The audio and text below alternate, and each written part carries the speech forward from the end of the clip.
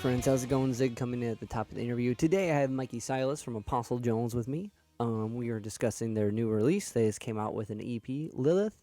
It's available on all streaming platforms. And Mikey's one of those musicians whose performances takes over the stage. You can't help but be drawn into what's going on because he has this character that, I don't even know if it's character, it's just Mikey. It takes over everything, and there's this energy and this voice that's so soulful, but in this low register, and it goes in these screams, these like almost metal screams. But it's really singer-songwritery, but it's not at the same time. And then to see him with his band, where the whole ensemble is doing this and supporting each other, it's a spectacle. It's like a theatrical performance. There's a lot of hype behind Apostle Jones, and I think they live up to it. So for them to finally come out with a studio release, this is super exciting. What I'm going to do now is I'm going to play a little bit of the last track from their release called Gypsy Rising. And I really like it because my buddy Tyler is playing, he's playing bouzouki on it. And so we're going to check that out before we get into the interview. So that's Apostle Jones, Gypsy Rising, Mikey on vocals, and we're going to get to that interview with Mikey Silas. Before we do that, friends, if you hear anything you like, if you can like, subscribe, comment, rate, review the podcast on any of the platforms, it would help out a lot. Without further ado, here's Mikey. Cool beans. Hanging out with Mikey Silas here in the homestead. Zig at the Gig podcast. How's it going, my friend? Hey, Dave. It's going pretty good today. Beautiful day. Browns started off the season well today again. Not really. But, yeah, things feel kind of normal today. It feels nice. It's weird. Like, I haven't done one of these in a while. And a lot of when we were doing the virtual shows is when I really started to do a lot of these podcasts. And then I started back at work and haven't got to kind of sit down and do one in a while. And you're putting out your EP. I'm like, that's awesome. I need to talk to someone about something going on. And that's the thing. There's not too much going on. And like, or if it is, it's convoluted, and I don't know if you want to push it. You know what I mean? Like, Right. So the fact that there is a little bit of normacy coming back into some way, and the Browns still losing or whatever it is, Right. is settling. Yeah, it definitely feels.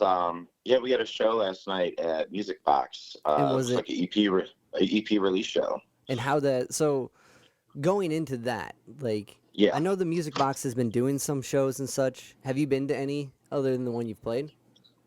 Yeah, I went and saw Maddie Finn there, who's going to be there on September 24th again. Double plug. And there you go. And then I went and saw like a speaker like dinner thing. Yeah, That's cool. I've enjoyed it every time. I think they're doing great. And what's like the setup there for someone who, like, how are they finding ways to work within those restrictions? Well, everything's really based off of table reservations that you make when you buy tickets. So they use those table reservations to space out the room, so everyone's 6 feet apart. Everyone can be in their own area, and they're really enforcing the mask policy. And all the employees seem super into it and making sure things run smoothly. So yeah, I think they're doing a really good job at just kind of setting it up for people so that you don't really have to think about it even. That's cool. So it's kind of like, wait, is it in the big room or the one below? The ones I've been there for have been in the room on the dock. Okay. So the big windows, you open up the garage door, feels great. It's a super rad place to have a show or go to a show, and despite whatever, like, that's a cool spot. You get to see the boats passing behind you and stuff. Yeah. So it's a super cool venue, and like, but that's cool that they're trying to make it almost just protocol where it doesn't seem like you have to worry about anything other than going. So that's cool. Yeah, for sure. I wish them success for sure. And I really hope some of these places are still around when everything kind of really gets back to normal. Same. It's so weird. Like, but it's good. I don't know. There's ways around this, and like, we're going to figure it out, and we're going to get through it as people, hopefully. Yes. hopefully in key.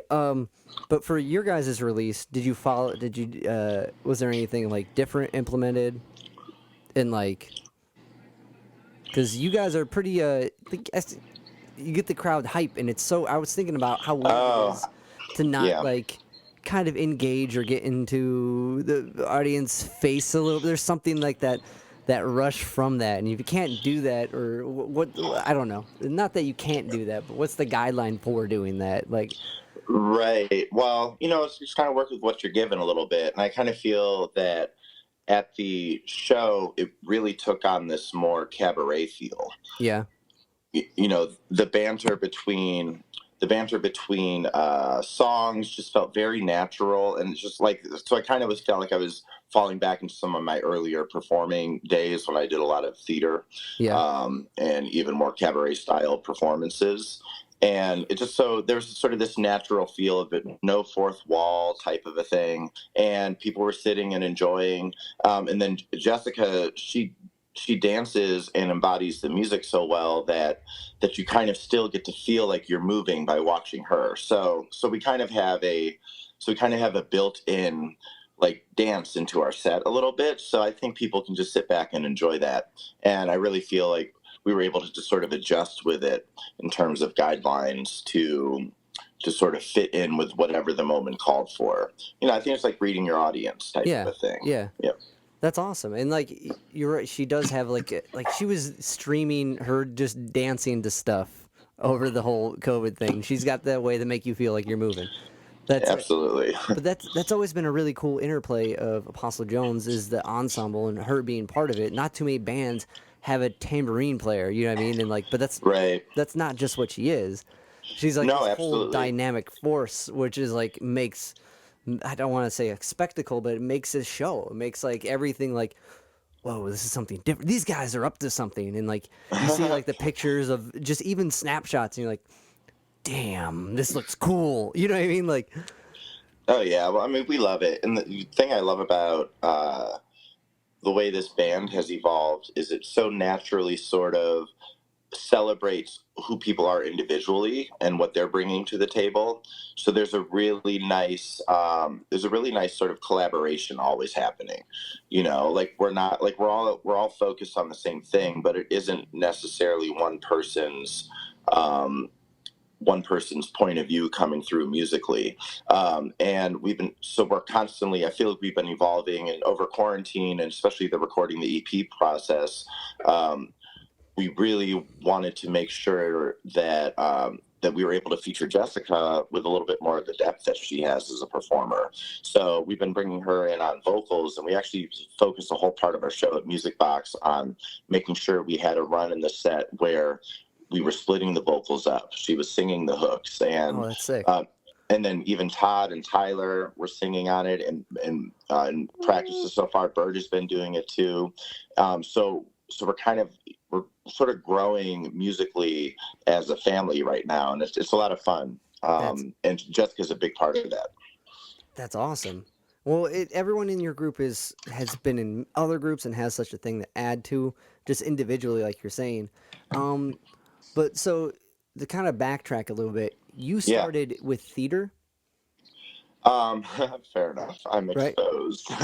Well, no, I always loved music, but when I was about to graduate high school, like I fell into theater because it was one of the ways. Well, I started to think about going to school for musical theater. Yeah. Because I wanted to develop my performing, but also theater just made more sense for my life at the time. I was more in the choir than in the orchestra or the band at school. So my whole life just sort of geared more towards singing, and that took me through theater. And I went to school for it. I did it professionally in Chicago for a bunch of years, and it's a huge part of who I am. But my love and purpose with music has always been geared towards rock music and original music. And just some of that theater sensibility just stays with you, and I love it. I think it's something that I feel weird about sometimes, like theater guy and like a non-theater world. But but it's something I'm just learning to embrace a little bit more with wherever I am on my path in life right now. So it's feeling good. That's awesome. But yeah, theater is a big part of what I've done in the past. Well, that's why I didn't know you did it professionally. That's awesome.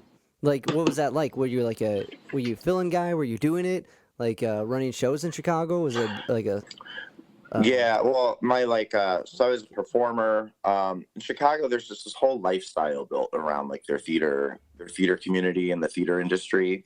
Like it's very similar to like how bands, how you pull off two jobs or whatever. You have two lives, and if you go hard in both of them, you're really living that life to the fullest in a certain way. So it's really not that different for theater. So, but you just look for every opportunity you can get. So I've been an actor. I've worked with companies in like a manager director position, and have helped develop new shows, and that's really where my heart went. So when the time came to think about auditioning for like national tours or going completely union actor, going equity with the Actors Union was just kind of, something called me to go more towards the path of developing original works and finding ways to incorporate like music with a play, and not just like a musical, but taking a soundtrack of your life and adding it to a story type of a thing. So my secret plan is still to keep working on like a show like that. But the band is just where it's at right now that for would be me. sick. That would be so cool if that came to be. Was it? So what were some like original projects that you got involved with trying to get off the ground in Chicago? So, well, the first thing that comes to my mind is Dennis DeYoung from Styx. Yeah. He got the theater bug because he did a national tour of Jesus Christ Superstar and played Pontius Pilate, which is the best song in that show, I think. But that whole so soundtrack he decided, it's so good, dude. And that's really legitimately, that's one of like the first albums that made me fall in love with music. Yeah. One of my first music experiences was doing it at like a church play when I was in first grade. So yeah, in first grade. First grade. So cool. My solo was like, "Feed my purse, I'm a poor, poor man." But of course, I sang as a soprano back then. But yeah. Wow. So anyway, so Dennis DeYoung was doing this Jesus Christ Superstar tour, and he decided, I can write a musical. This is great. So he wrote a musical version of The Hunchback of Notre Dame, whatever it is. Yeah. Mahals, whatever. It's all the same. Yeah. But I've heard of it. He developed this new musical based off The Hunchback of Notre Dame, and he wanted to do like the premiere of it in Chicago. It had a little run of it in Nashville, but he revamped it and stuff. So I ended up getting cast as like the lead supervillain in that musical. Yeah. And Dennis DeYoung was just wild to work with. I mean, he was so passionate about it, but man, he was like stage mom, stage dad. Yeah. Like the whole way. And like really he was just kind of like investing in the place that was doing it. So the show's a lot of fun. And it's weird, I've been watching on TV. So as I geared more towards developing original works, I was working with this company, and we developed a glam rock musical that was sort of this dystopian future where the numberless colonies rise, and this propaganda that's done through a traveling rock show. So it was this very like guerrilla theater, which is kind of like an immersive theater experience type of show, and that was fun. And then one of the last things I remember doing in Chicago of like significance really was we did this sort of multi-camera sitcom that we staged with a live studio audience that was then cut into an episode after filming for 2 days and released on YouTube. So that one was like 1970s recording studio based sitcom. Yeah. Laugh tracks. No, yeah, exactly, all that stuff. But the whole thing was just done so much fun. So, yeah, no, I have a lot of great memories from theater. But I'm really glad to be. I mean, it's a cool world. Like I really wish there were more there was more intersection in the Cleveland community between the theater and the like I don't know, original music community. I don't know what you Yeah. want to call it, but I just feel like there's such like a great world, because you talk about that level of spectacle and stuff like that. Like when you combine multimedias and then you make local music the soundtrack for that. I think it gives life to people's music in different ways, and it's sharing it across like different communities. And I really wish there was more of that happening. So I'm looking forward to that maybe being in the future here. But Definitely. I mean, it does, because so much of those two worlds come together, and it's kind of cliche. Musicals, like, oh, I get it, that's the thing. But like when you're combining like both, like realizing how much of or I should say, when you realize how much work it goes into make like an original production, like even like with a traditional story like Hunchback of Notre Dame or Dame, whatever we want to say. right, But even to make something like that, it's such a big endeavor on a theatrical level that like I think maybe that's why like different like bands are like, well, I was talking to a buddy of mine in the album, right? It's a big deal and it's a hard thing to do and it's a lot of work. right, But compared to a film or a theatrical performance or something that has multiple levels, an album or EPs, it's not that bad. It's a lot. It's a lot, but compared to like something that big where you have multiple things moving, it's a easier feat to overcome. So if you had two people working on that and really knocking out the music to one thing, and I think that would be really cool. And like when a band comes in with a little bit of theatrics, like it puts them apart. It makes like that's why Alice Cooper is cool. You know what I I mean? mean, right, hello, yeah. But okay, so when you said you did Jesus Christ Superstar when you were first grade, I don't know why I was gonna say Yeah. one. I was like, no one did shit when they won. But in first grade, so did your family like kind of like roll? Like, did they introduce you to these musicals? Was it embedded at home? Like, how did that? Because like in first grade, I didn't do shit like that. Like I didn't even know. You could have told me what a note was, and I would, it wouldn't have resonated with me. I'm like, is it R2D2 or three CPO? It doesn't make any sense. Right.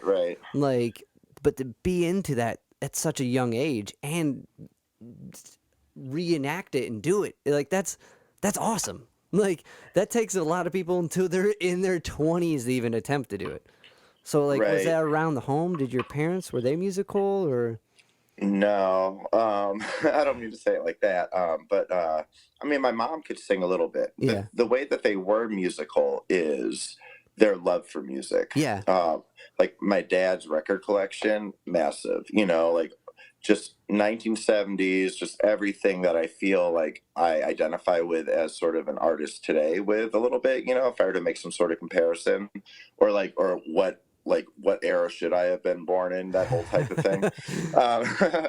um, but his record collection and everything that he introduced me to, it really stuck with me. Like we always had a record player in the living room. I loved looking through the albums. I was always attracted to it. And my mom just loved music, but she was more of she liked a little bit more soul music. Yeah. She loved Aretha Franklin, Smokey Robinson, Little Anthony the Imperial, like all these people. Like so I kind of grew up with that world a little bit. But like in terms of theater and stuff like that, my dad would take us on like Saturday mornings to me, my little sister and myself, and we Yeah. would go to see these like fairy tale reenactments. And I think about it as having been an actor, like all like the times you do shows for like kids who are like in preschool and kindergarten or whatever, Yeah. and just kind of like now understanding what it means to be an actor in one of those shows, but Yeah. being one of those kids that saw those actors do that, so it was with me. But I grew up in a Unitarian household, so we went to a Unitarian church, and just kind of like Unitarian church just kind of has a little bit more like free-spirited humanist kind of, love the world, Yeah. stop war type of mentality there. So the 1970s sort of, hippie feel of Jesus Christ Superstar was very like in tune with that whole church there. So I think we just kind of fell into it, just kind of by being exposed to music, and then that just happening to be what the church was doing that time. Gotcha. So that makes so much sense, kind of hearing your mom's taste and your dad's taste and Apostle Jones and how that it comes together and how long I've known you. I've seen the soul bit and the theatrical bit, and that makes so much sense of your character now. When you so that mindset of being the actor putting on the fairy tale play, right, or Right. performance, and then being the kid seeing it, like when you switched to the actor, what was the mind? Was it like, oh, come on, I'm playing. I need a real gig. I'm doing stuff for kids here. You know what I mean? Like, or was it kind of like, I know how cool they think this is. You know, No, what was I mean, I feel like my experience in Chicago was sort of like, it was just, I kind of, for a period of time, I was really lucky that I was kind of constantly moving from project to project. Yeah. So it was almost like, I don't want to say it was like a source of pride, but it was something I was proud about, that, that I would be constantly working. So, I feel like the gratitude is just sort of greater than whatever the gig was, almost. Gotcha. So it was, you were excited to be there and be like, whatever fairy tale we're doing, and getting those Come kids on, hyped. princess, I'll save you. Yeah. That's awesome. That's awesome. Was it okay? So then you did that for. Did you grow up in Chicago? Is that originally So I where you're was from? born in the Cleveland here. And I grew up most of my younger years here. And then I moved to Chicago and lived there for 15 years and came back to Cleveland not too long, like a few years ago. Yeah. And the whole family was here, and then I was in Chicago. My brothers and sisters were in South Carolina, and everyone was real split up. Bless you. Thank you. Thank you. I thought I was trying to get it off mic, but I think I got it on you're mic. good. You're good. I was the beginning of the story. I was like panicking because I was running from one meeting to this. I'm like, I got to scarf down a bunch of food. But okay, so how many are you oldest of siblings? I am. I'm the middle child. The middle child. Okay. Middle child complex, whatever that is. No, I don't even know what that means, but there's all the archetypes, and everyone fits their own. But okay, see, so I like to think I'm not an archetype, but I know the person who says they aren't an archetype is an archetype. So that's a pretty archetypal thing to say. I don't know. Right. And then okay, so you went for drama and acting in Chicago, then came back here, and that kind of like. And your parents stayed here because your dad was really into like the art scene and everything, right? That's kind of into Cleveland, into anything that was going on. So when you came back, and like the story where we met, I still find pretty funny. You saw Hamilton Handshake somewhere, right? At Grog Shop. At Grog Shop, and I can't remember what show that would have been. If it I don't know. I saw you there a few times. So. Okay. And was that like about when you came back, right? Yeah, I feel like it was probably like late, maybe 2017, maybe late 2016. Okay, that sounds. It was probably 2017, I'm going to guess. Because I kind of like hid in Little Italy for a little bit when I first moved here. I didn't really know anything about the city that much because I had never lived here as an adult before. So, yeah. So I kind of was laid low and just kind of like landed in Cleveland.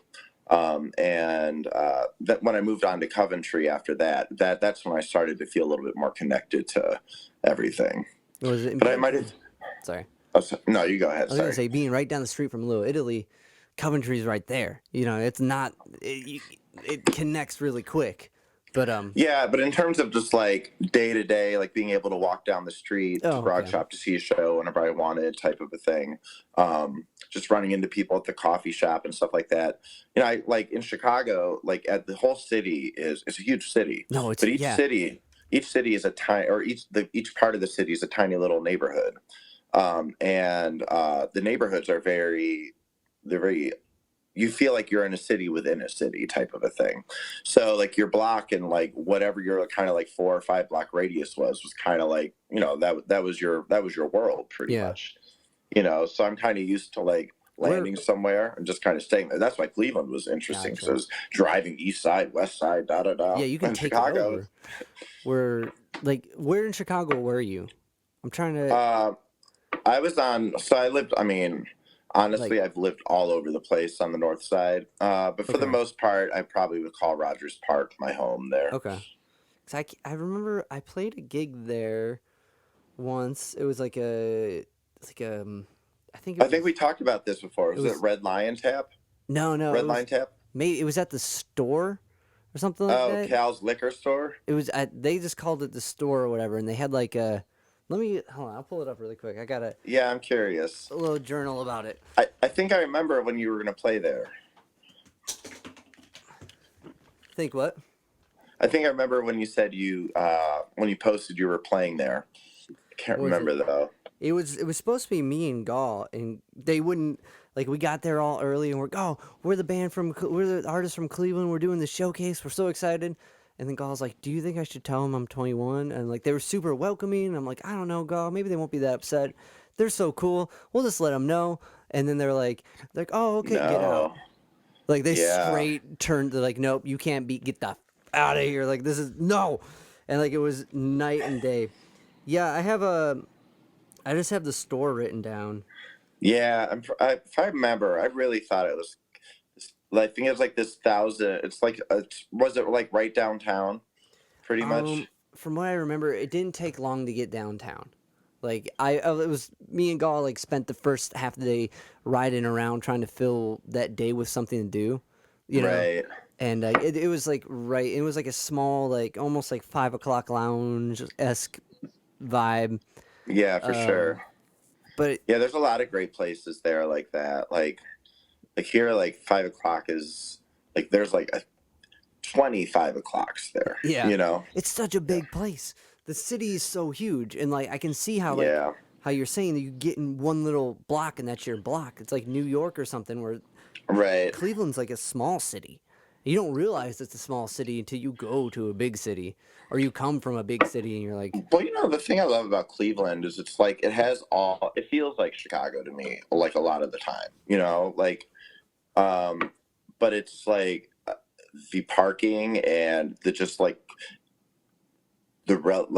there's never really any bad traffic to me in Cleveland, so it's yeah, like there's these benefits that come with it. And for sure. to me, it's like, to me, I think Cleveland's fantastic, like I just love it so much. It's in my blood anyway. So No, I agree. Like it's I don't know. Even like even with like the virtual show thing, how that took off and how everyone was supporting each other, like I think that is like a golden moment of the Cleveland, even though I went to Akron as well, but the Cleveland music scene, and that's like what you're walking into, and that's such a special, cool, unique thing that you don't find everywhere.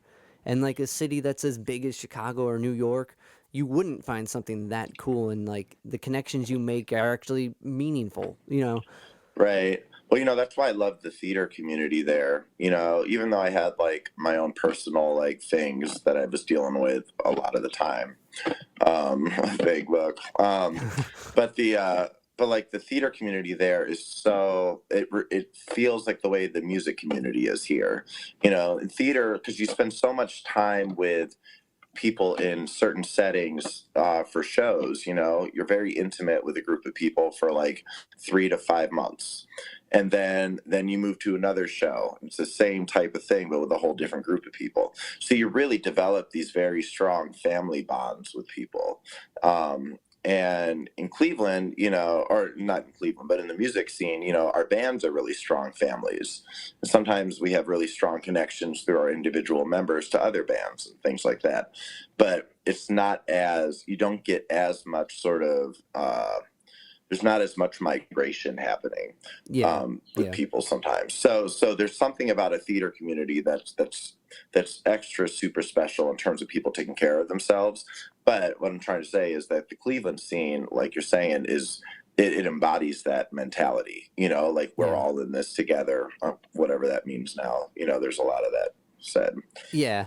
Um, That definitely that's posted on like I feel like street that term signs. "we're all in this together" was used for like was it COVID? Was that what it was? Yeah, And people are like, "We're not all in this together." Like some people are being left out. But I feel like yeah, in our scene that we're talking about, we are all in this together is actually fits. I don't. It Yeah, fits. it fits. Yeah. And like it, yeah, yeah. That when it gets to be on like street signs, I don't know how good the slogan is, but or maybe it's overwhelmed. But definitely, like I agree with that statement. With the music scene we have now, like, and we'll have later. I think we're gonna get through it in that sense. That being said, when we first met, Yeah. Sorry. I think I first met you at Hannah's Mike night in the Speakeasy, right? Oh yeah, there's a video from that night.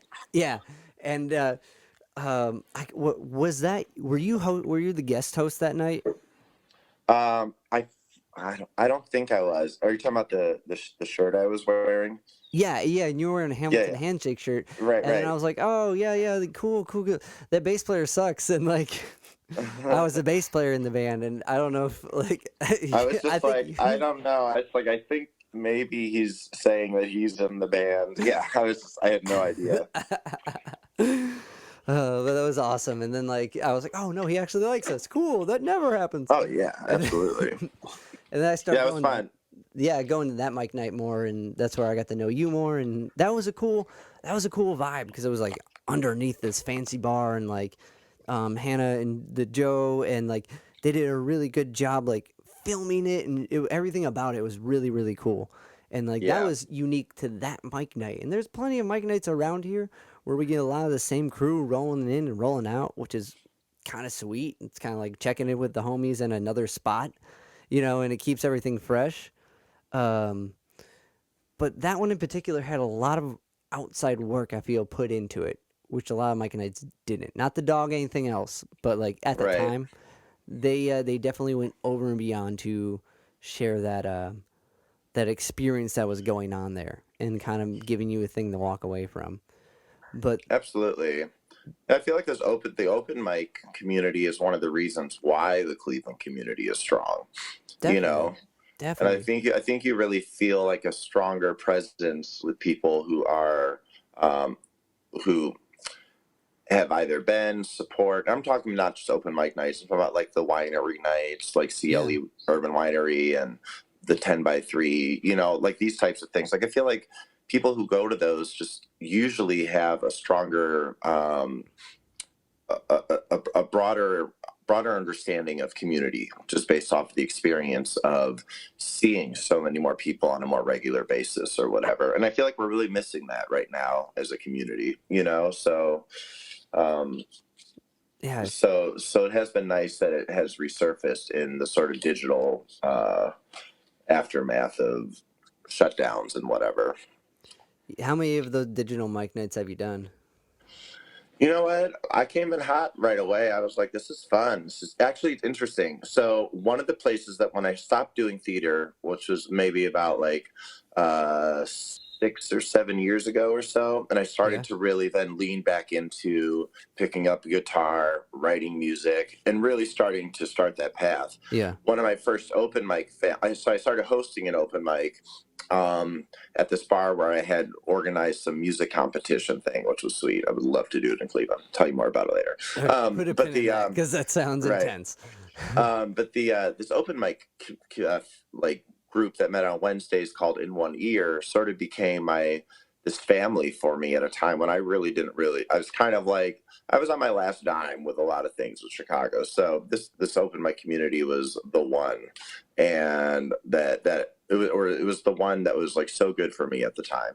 And they just did their first trial run of like a Zoom open mic thing last Wednesday. Oh, that's cool. And I went on and did it, and it was nice. It was super nice. But that's the first time I've done one in probably the last like 2 or 3 months. Getting the EP done took a lot of precedence. Yeah, Like yeah.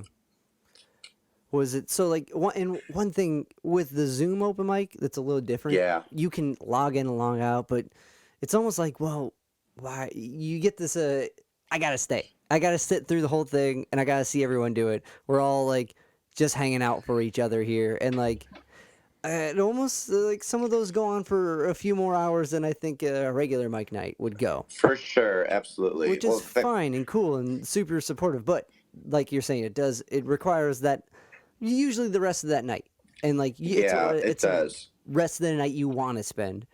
And did you run into any homies from before that were doing Yeah. this one? So the one thing I loved about the way they did their open mic, just to comment on this really fast, is everyone had 5 to 7 minutes. Okay. Like not everyone had 15, 20 Yeah. minutes or whatever. And I feel like our ability to sit through something on Zoom or on the computer screen is so much shorter than our ability to sit through something in person. So I really think Well the said. faster, quicker open mics are the way to go, because they really just flowed nicely.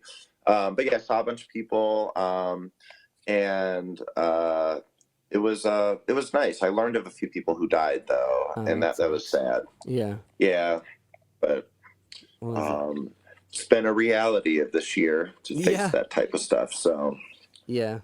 Well, definitely for you, my friend, you've definitely had a intense year from the rip of this until, to say the least, as a friend who's viewing from afar. Like, yeah, I'll tell you, it's been a real, I don't know. It's such a weird thing because everything's just been slow motion that I feel like it's been, nothing's really even like set into where it's supposed to be yet. But I moved to a new apartment and with my best friend, and nice. got the EP done, did an EP release show. You know, I just feel like things that, like, especially in the last like month or so, have finally settled into a little bit of life after everything a little bit. So yeah, it's been a fantastic year. It's been so weird. Well, you say it like that, but yeah. Oh man, but yeah. So with the EP, kind of going into that a little bit, because I gave it a couple of spins since it's dropped on Spotify and everything, cool. and it's fucking awesome. And thanks, dude. it's really cool to hear from the live one you have already on Spotify, which I don't know, when did that one get up on Spotify? So the Live from Cleveland album on Spotify, I put up on March 27th of this year. Okay. So my dad had just been put into the hospital on February like 20 something. Yeah. 29th or something like that, 27th. And he had his surgery on March 6th. That Live from Cleveland thing was done in studio at 91.1 for Live from Cleveland. And on March 5th, the day before his surgery. Yeah. So, and I was sitting at the VA hospital with my dad, and actually the whole family was there because it was the night before his thing. And I get a text message about, hey, you should contact WRUW because they need a band to fill in last minute. And my thought was like, hey, I have my keyboard with me.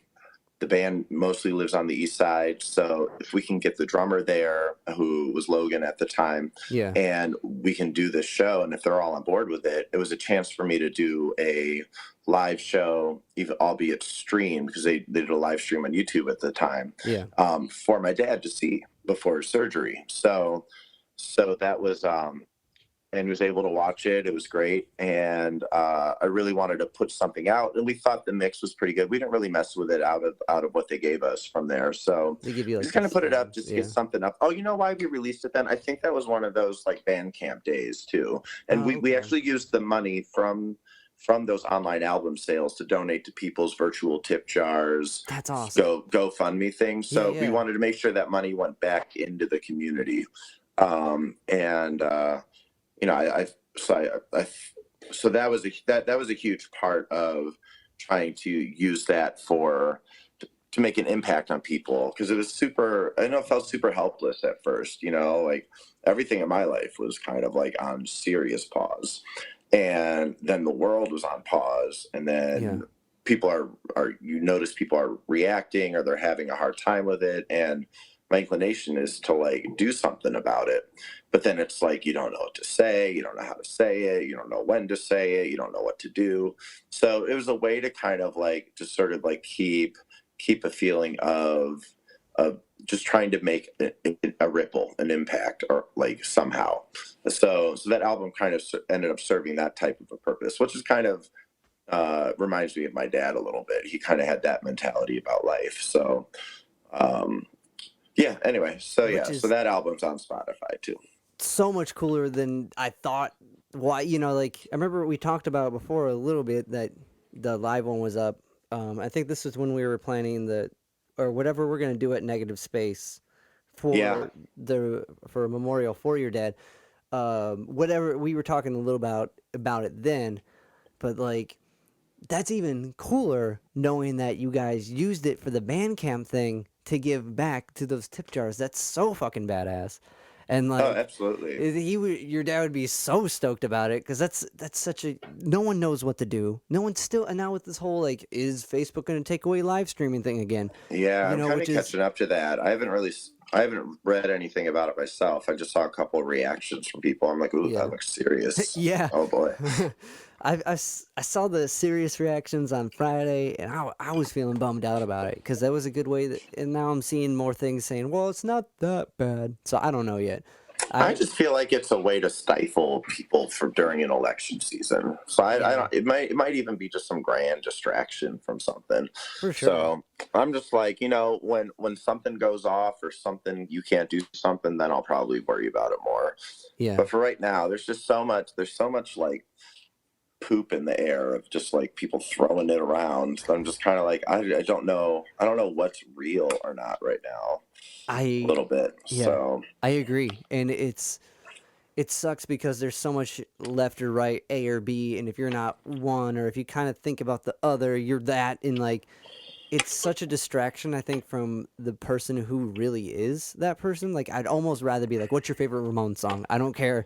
Like, let's right. buy. Let me gauge you. Let me know you. I don't want to know like this false perception everyone's prescribing to. They're either A or B, and they can't be the other because it's no one. People aren't A or B. People are complex, weird, jelly people that absorb all these things, and they're hard to understand. Like, you can't just pick one person apart from one thing, and like it's so frustrating because everyone does that now, you know what I mean? Right. And like Well, also 2020 has us like looking over our shoulder. Like, can I swear? yeah, I've been swearing the whole time. Oh, my bad. No, it's We're good, I kind of just like appreciate we're it. kind of just like, what the fuck is coming next? Like, so I feel like we're all like almost we're all kind of on this like that survival mode almost, Yeah, like we're yeah, just kind of we're like that cat in the corner. yeah, you know yeah. And it's so so easy to be cynical about stuff because it sucks. Everything sucks. yeah. And like especially like if whatever your occupation involves public any if anything, if it's a performer thing like we do, or if it's like teaching, or if whatever, if you involve like getting people together in some capacity, it's now way more complicated, and everything you've done your whole life is not that anymore. And like it everyone's, and especially, and then with the politic thing on top of it, it's so much easier to like just go crazy about it. I don't know, like or be It's bummed really about it. easy to go crazy these days, I'm telling you. It's like I picked up on this. So a lot of the songs on the EP were three of the four were written during the last like 5 months. Okay, so um so the album, which was recorded at WREW 91.1, and yes. like their room sounds good. They do a great job for doing Right. an online radio show and an on-air radio show, and giving you a product to take home. You get a sick Yeah, that was video, and you sweet. get the stem files. They do a good job at it. So when it came time to record like an in-studio EP, like you guys did, and where did you go? I can't. You told me before, and I can't remember if it was Superior Sound or We went to the Center for Rock Research. okay, yeah, yeah, yeah. Yeah, it does. I gotta say, like, um, up front, what I'm about to say with this, I love the place. I think it's wonderful. I think everyone should go work there. But I cannot remember the name. I could not remember the name of that place to save my life for the longest time. I was like, the what? Of where? The Research Science Studio? Like, I was so confused for the longest time. So, but Dan from Coda, he's an engineer there. So, Oh, no shit. Okay, cool. and I knew that. So I would always ask him, like, Dan, where do you work again?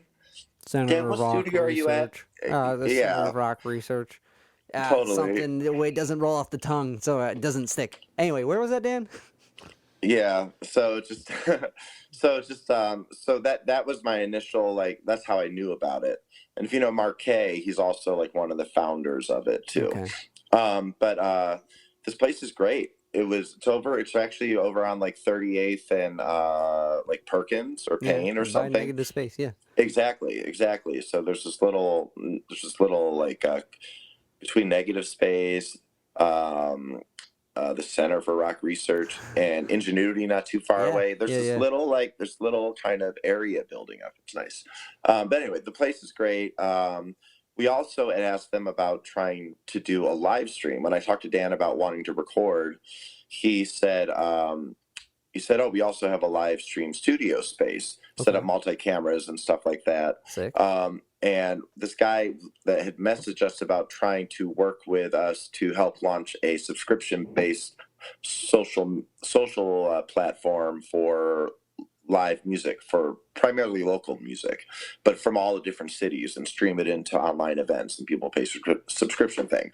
So he's calling it American Music Tour, but he wanted to do a concert, like a live stream concert, to try to like get it off its feet. So we had talked about it like months ago, like right around like May maybe. Yeah. So in July I was like, hey, I think I found a place. So we ended up all working together. It was cool. Some people got a chance to work who haven't worked in months, like a lighting designer and all this other kind of stuff. I mean, they had like, it was basically like a theater that's set up in there. All it's missing are seats for people to sit in.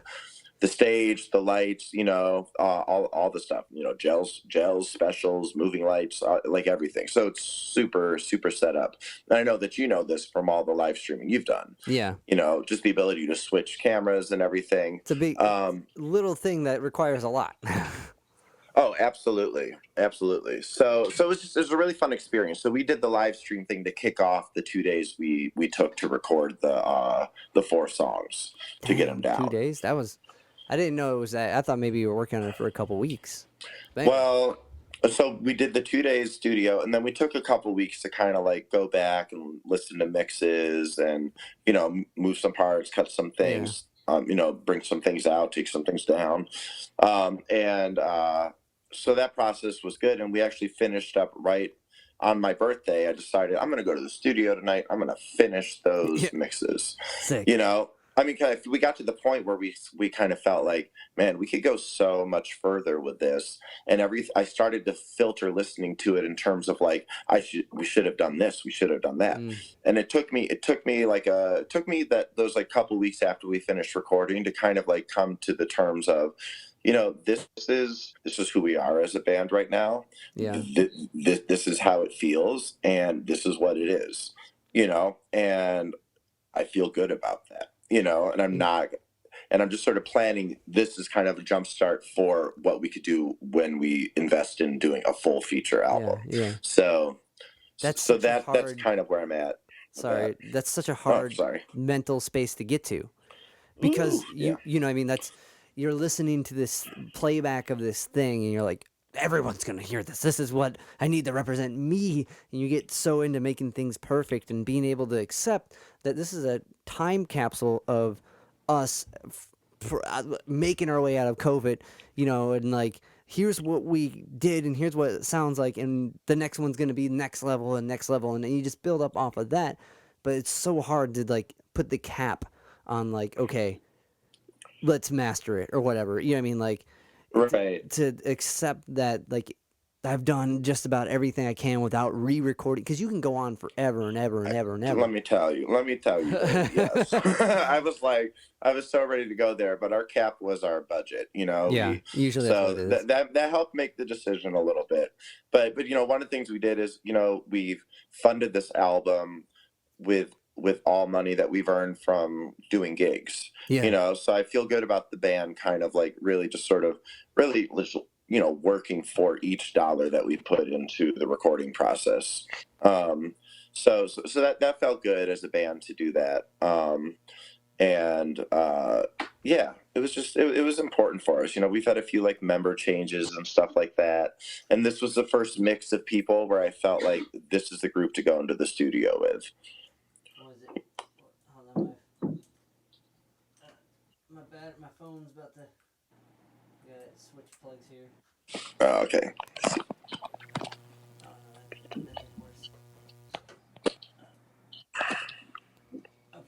But sorry. So going into it, Oh, you're good. Yeah, going into it like that too, and with new members and such, or being confident in the crew you have, that takes a while too, because it is an investment, and mostly financial investment. The time investment For sure. fine. The mental stress is fine. We can handle that. But the mental stress that comes from not being able to pay the guy who now has all your tracks, it's a little more endearing. So to find a crew you can bring in, you can have them play to the click, and we can get that drum take in maybe a day or two, or whatever Right. the budget may be, or like it makes the whole process easier. And like Yeah, for sure. what you guys did, which was cool. Like, listen, it's layered. You have really cool harmonies. You have a bouzouki in it, which is really cool. You added a bunch of stuff that, because with you guys are such a live spectacle going into a studio session, it's really hard to capture that, right? And like, I was excited to see how you guys would do it, and it was really cool. The outcome was fucking awesome. And like, sweet, man. Thank you. What were like you were about to tell me about three songs, and I kind of cut you off. Oh yeah. So I think we're meeting it right back at that point at the right time. All right. So the three songs were three of them were written during the last 5 months during quarantine, and just what was going on, and those feelings we were just talking about feeling kind of like helpless but overwhelmed and stressed out and whatever, bummed out, putting that into those songs. And the other song on the EP, Revolution, I wrote it right after the man, I dare not say his name, but goes by 45. He had just won the election or whatever. Yeah. And so that song was from that time period. So it was kind of like the way those two came together. Now that song Revolution is actually on the live thing, but it's called something different. Yeah. Nor do I called it something different because I knew I wanted to use it for whatever the next project was. And then the song is really called Revolution. So I wanted to save the name. So it's the same song, but has different names on both things. That's punk as fuck. So many punk bands do that. That's awesome. I didn't know. Rock and roll. Was it? So, okay, then the other two were written during the process of recording? So, yes. No, not during the recording. During quarantine. Gotcha. Sorry. Okay. If I misspoke. So the song Had Gone, which also has an alternative title called Oh Lord. Oh Lord, okay. Had Gone. Well, I had this thing where when I sing, it's just an ism of mine. Like I say Oh Lord a lot when I sing. Which is cool. It's just I don't know where it comes from, like why it's there, but it's just the guy that when we were recording it, Frank, who was the lead producer on what we did, he was like, "Do you realize you say this all the time?" I said, "Yes, I do." And he was the name of the EP. It was so yeah. I'll tell you about the naming of the EP in a second. But he was just like that. And I was like, you know what? It's just who I am, Frank. And then we kind of thought maybe having the name Apostle Jones could earn us a little little collaterals that like, hey, maybe we can get away with kind of saying it more ironically or something like that. But So the song ended up the song started off, sorry, I'm finding myself again here. I'm here. The song started off as this, I wanted to just keep working on music when quarantine started. So opened up Logic, started just playing around with different beats and laying down different chords. I wanted to explore like a more dancier type of feel to songs. So a lot of stabbing of the keys and stuff like that. And I was all horns, 12 vocal takes going at the same time. But this, but I kept getting these headaches from hitting the Juul vape for too Yeah. long, and I felt like my head was like pulsating. And of course Whoa. I thought COVID, Yeah, whatever, yeah. all this stuff, but I'm just like going through this thing. So I'm just like, so I would just usually just kind of rant lyrics and just make them up as I go and record them and see what sticks. Yeah. And this, oh Lord, my head gonna explode, oh, ended up Yeah. becoming this sort of thing that I liked what I created in Logic, and I kind of took it away from that and simplified it down to be a little bit more something I could just play on my own or play with the band. And then the song became the story about sort of these like the tales of my hoish days a little bit. It's just really kind of like, it's a different song for me usually, but it's probably feels like one of the more honest like representations. I kind of it's a different side. Usually I come from a more ballad side of approach for music, Yeah. and this EP kind of forced me to sort of, it didn't force me, this EP was actually more a product of trying to be a little bit more intentional when it comes to writing something that's not just a ballad or from my heart or something like that. Gotcha. So it was kind of like redefining it. I mean, I was gonna say that there's some ballads. The first tune's almost ballady, Oh, in that one. Well, feel. I'll tell you about that song in a second. It definitely has. I mean, that has like my dad vibes on it. So that was that was a little later in quarantine. Yeah. Yeah. Well, okay, yeah.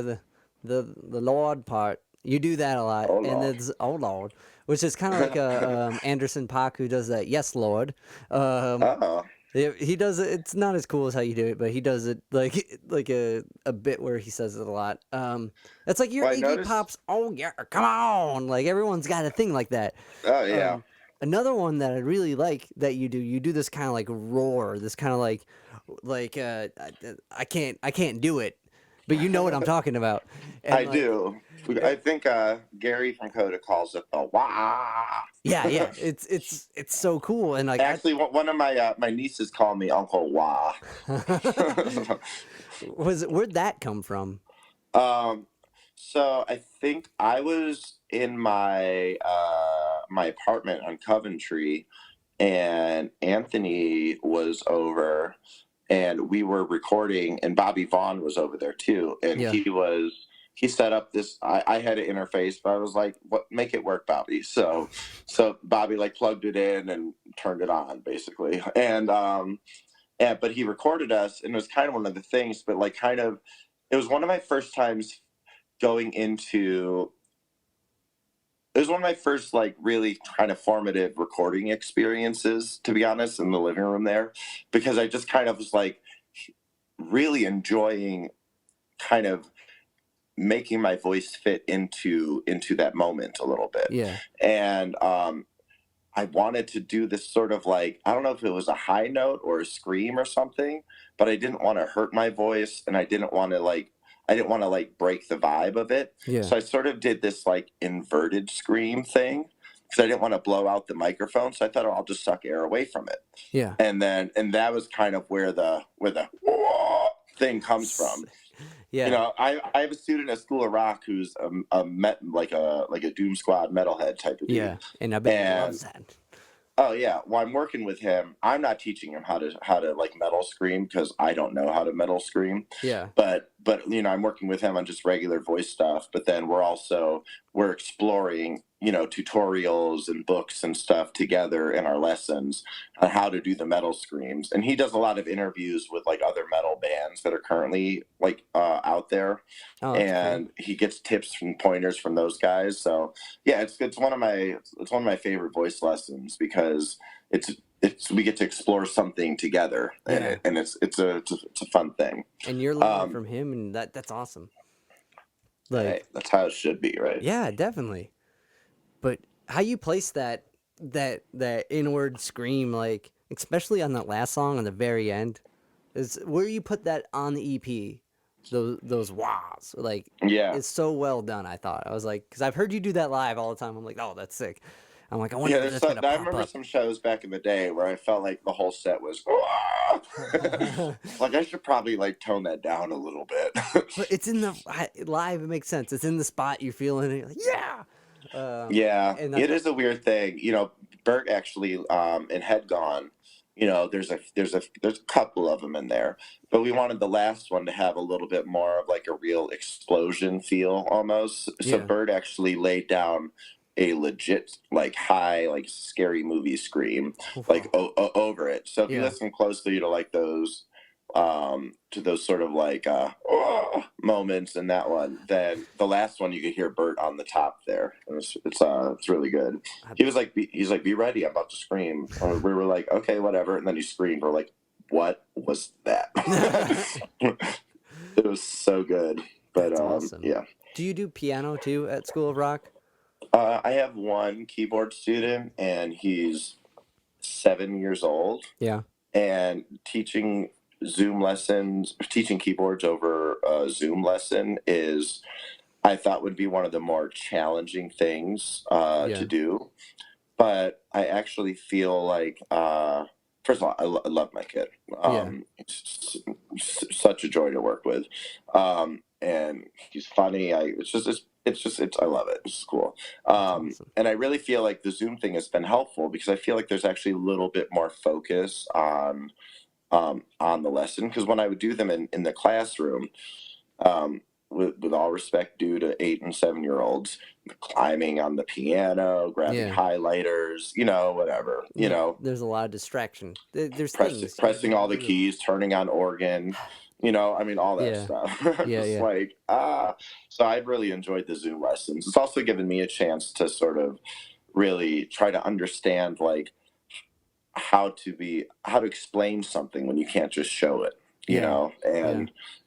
So they've been good though. I've been really grateful to the School of Rock folks. They've just been just incredible throughout all of this, and for everything that I kind of went through personally. They're just so supportive, and they just run such a good program there, and the kids have been just really good. Zoom lessons kind of sucked really bad at first, but I feel like everyone started to get used to that sort of platform, and like good humans do, we adjusted. Yeah.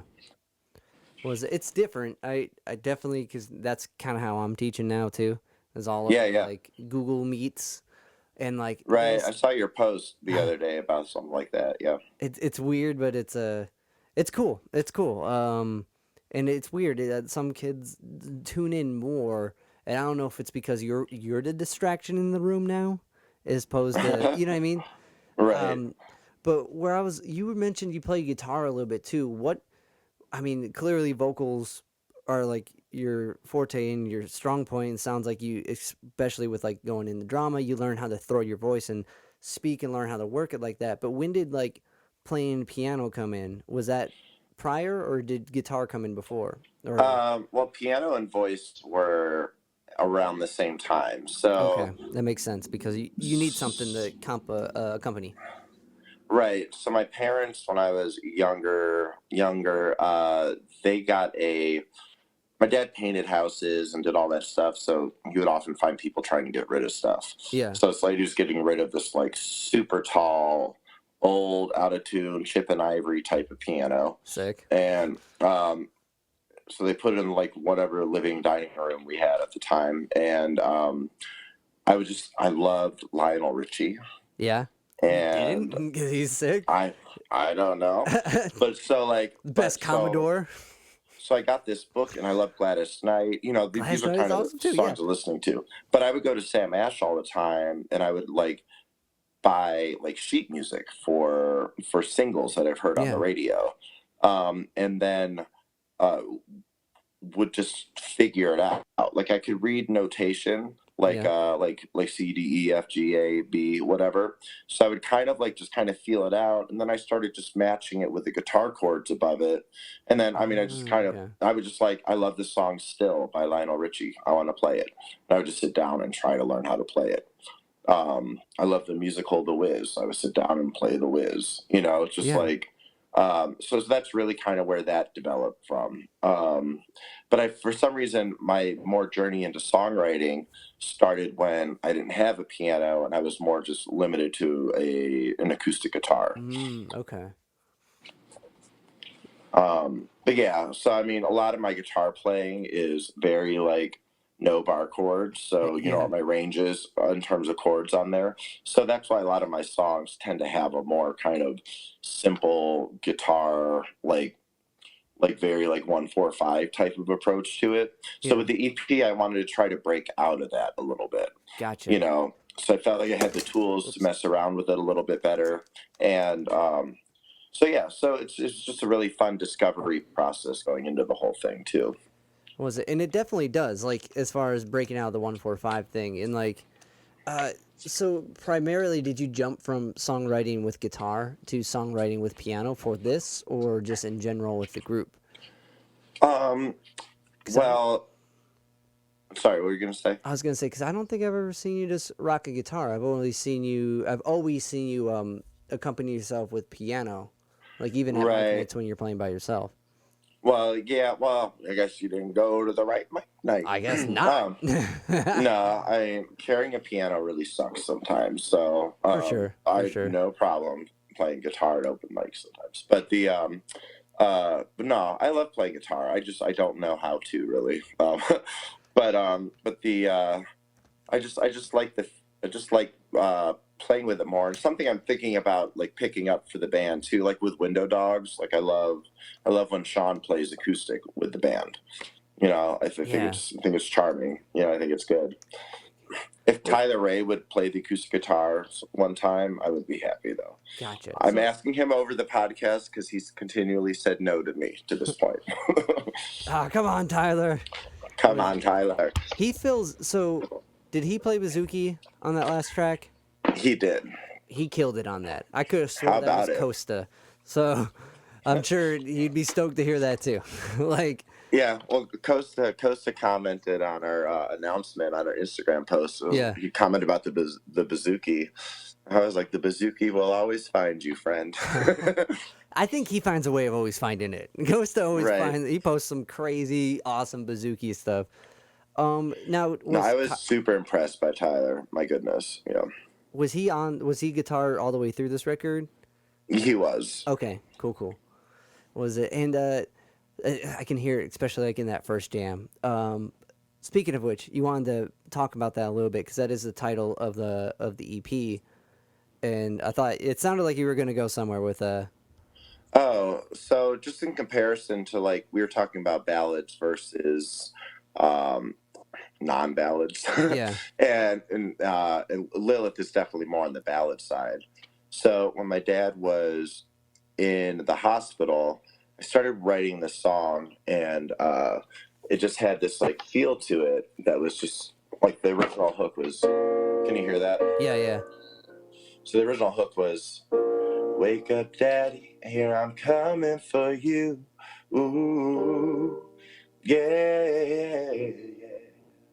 So it's kind of the feel of it, and then the song got really personal. It was called "Wake Up, Daddy." I actually think I submitted it for a Cleveland singer-songwriters weekly challenge thing that Taylor Lamborn put up there. I'm just remembering that now, and so that's kind of like the song came out of sort of like a writing prompt to write about something. I forget what it was. That's awesome. But anyway, but I wanted the song to not be just about like, here's a sad boy about his dad. Yeah. So, but I like the melody, I like the chords and all that stuff. So when I brought it to the band, it just kind of started to just feel a little bit more like started to have a little bit more of a going through something dark in your life period, and knowing that you're at that sort of proverbial bottom, and the only thing you can do is pick yourself up. But it's that moment before you decide to pick yourself up that this song kind of lives. You know, it's right before the light comes out of the shadow, type of a thing. So hence the name Lilith, which is more coincidental that the moment my dad died, the moon, which is like the soul, was on my Lilith on my chart. I'm sorry if you don't know what that means, but basically Lilith was really strong on my soul at that moment that my dad took his last breath. So to kind of honor the original origin of the song, called it Lilith, but it also kind of in a backwards way is Lilith too. Yeah. So the song is definitely, we as a band thought that song was the strongest one that we recorded. We also felt like it was a little bit of a shift for us in terms of like musicality, and we felt it was like the most different song that we've ever done as a band, and it just felt very natural in a lot of ways. I think a friend of mine described the song as a 3 a.m. song, and that's kind a of good description. Okay. Yeah, I loved it. So that's kind of like where I identify with kind of like those bottom moments of my life. Just kind of like 3 a.m. like what the fuck am I doing type of a thing. So the song's super special, but that's why that's a ballad, because it's all in my feelings. That makes, well, that's awesome. It makes sense, and like knowing the kind of the story behind the title and the title EP puts the whole thing into super perspective.